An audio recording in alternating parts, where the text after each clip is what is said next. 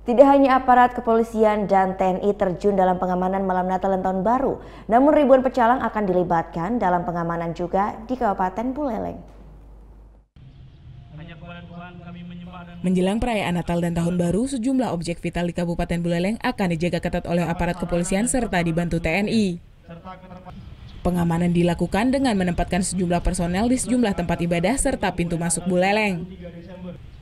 Hal ini dilakukan untuk menjaga keamanan Bali menjelang Natal dan Tahun Baru.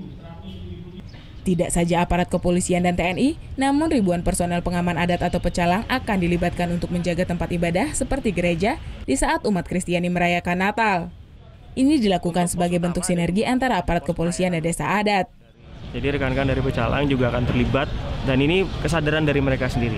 Dan mereka pada saat kami rakor kemarin mereka sudah menyampaikan bahwa kami siap untuk membantu pihak keamanan untuk menjamin masyarakat yang beragama Kristen Katolik, Kristen Protestan untuk dapat menjalankan ibadah. Dan ini memang wujud toleransi yang ada di Buleleng ini, rekan-rekan pecalang yang menjaga kegiatan ibadah di Buleleng, khususnya di Buleleng.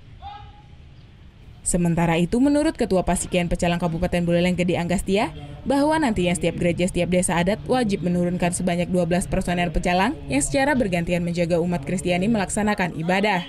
Ada melalui di bawah klien desa adat, kami bisa diperintahkan bendesa adat dan kami dari Pasikian Pecalang Kabupaten Buleleng siap membantu TNI Polri dalam artian untuk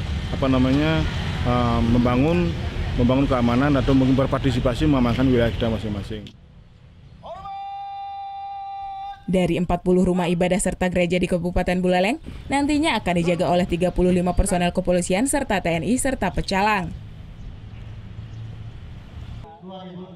Putu Wijana melaporkan untuk NET.